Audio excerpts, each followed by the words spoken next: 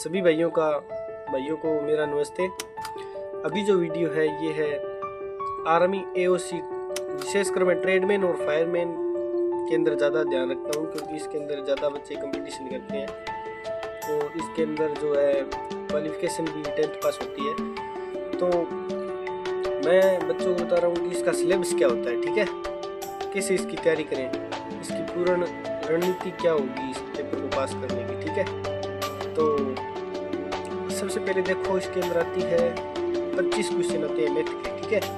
तो मैथ के अंदर ध्यान दोगे तो आपको जो श्रृंखला है, ठीक है, श्रृंखला यानी कि जैसे 2 आ गया, 2 के बाद 4 आ गया, 6 आ गया, 8 आ गया, ठीक है। तो ये होता है कि बीच बीच से आपको संख्याएं दी होगी, जैसे पहले आपको 3 दे दिया, फिर 7 दे दिया, फिर 9 दे दिया, तो अगली चौथी संख्या आपको आपसे पूछी जाएगी भी क्या होगी, ठीक है।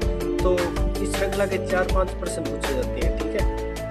और जो दूसरा है वो है प्रतिशत, ठीक है। प्रतिशत के 2 से 3 क्वेश्चन पूछे जाते हैं। टाइम एंड वर्क के भी पूछे जाते हैं 2 से 3 क्वेश्चन।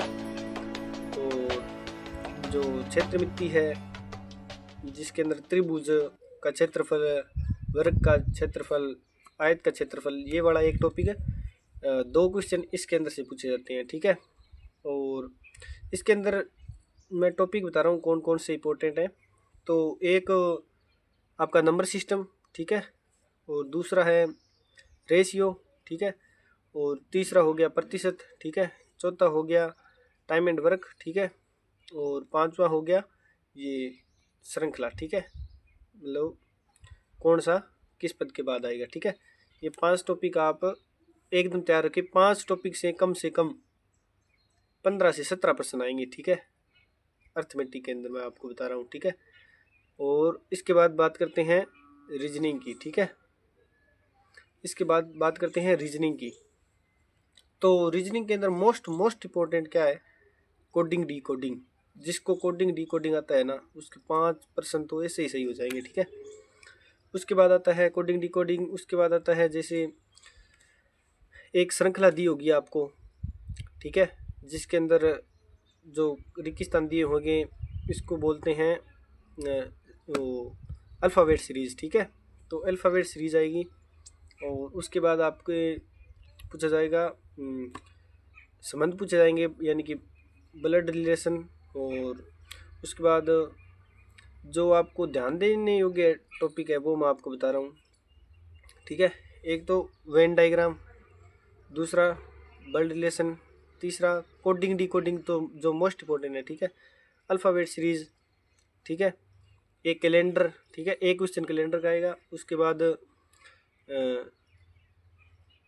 वेन डायग्राम आ गया और कोडिंग डी कोडिंग भी आ गया। और उसके बाद है आपका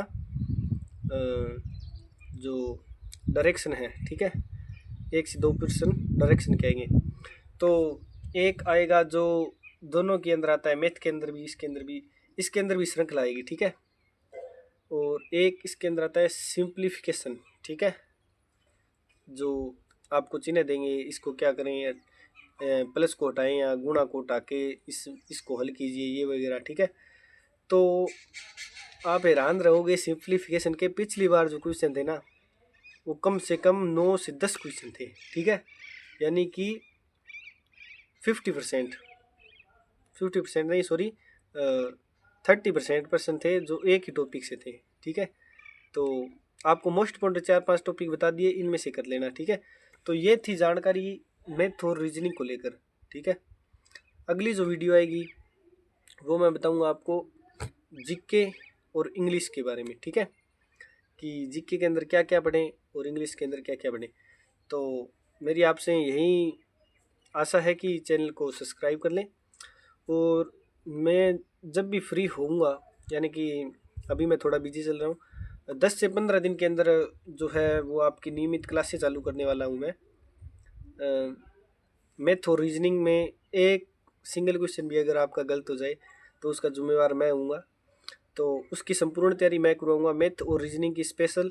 और उसके बाद जीके, ठीक है, जीके और इंग्लिश। जीके की भी आप मानो 100% तैयारी करवा दूंगा, बाद में रही इंग्लिश, ठीक है। तो इंग्लिश को इंग्लिश में आपको मोस्ट इम्पोर्टेंट 4 से 5 टॉपिक ऐसे हैं जिनसे क्वेश्चन आते हैं। 1-2 टॉपिक आप छोड़ भी सकते हो।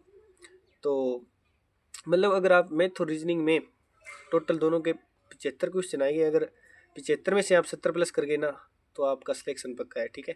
जीके के अंदर आप 20 ही कर गए तो भी आपका सिलेक्शन पक्का है, क्योंकि पिछली बार जो ट्रेडमैन की मेरिट है वो 94 कुछ रही थी, और ओबीसी की बता रहा हूँ मैं, सॉरी जनरल की बता रहा हूँ, और जो फायरमैन के अंदर है ना वो रही थी 86, ठीक है, जनरल की, तो इतनी ज़्यादा मेरिट भी नहीं थी।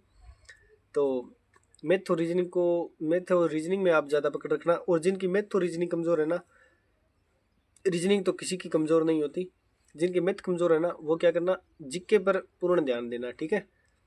जीके और रीजनिंग 100 क्वेश्चन आएंगे दोनों के, अगर आपके 80 भी सही होगी ना, 5-4 इंग्लिश और मैथ में से होगे तो आपका सिलेक्शन पक्का है, ठीक है। तो इसकी संपूर्ण रणनीति है जो हम बात करेंगे 10 से 15 दिन के बाद, जब भी मैं फ्री होऊंगा तब आपको मैं बताऊंगा कैसे पढ़ना है, क्या कुछ करना है, वो सारी आप मेरे पे छोड़ देना, ठीक है। PYQ क्वेश्चन पेपर भी आपसे हल करवाऊंगा, सब कुछ करवाऊंगा, ठीक है। तो चैनल को कर ले सब्सक्राइब। जय हिंद, धन्यवाद, वंदे मातरम।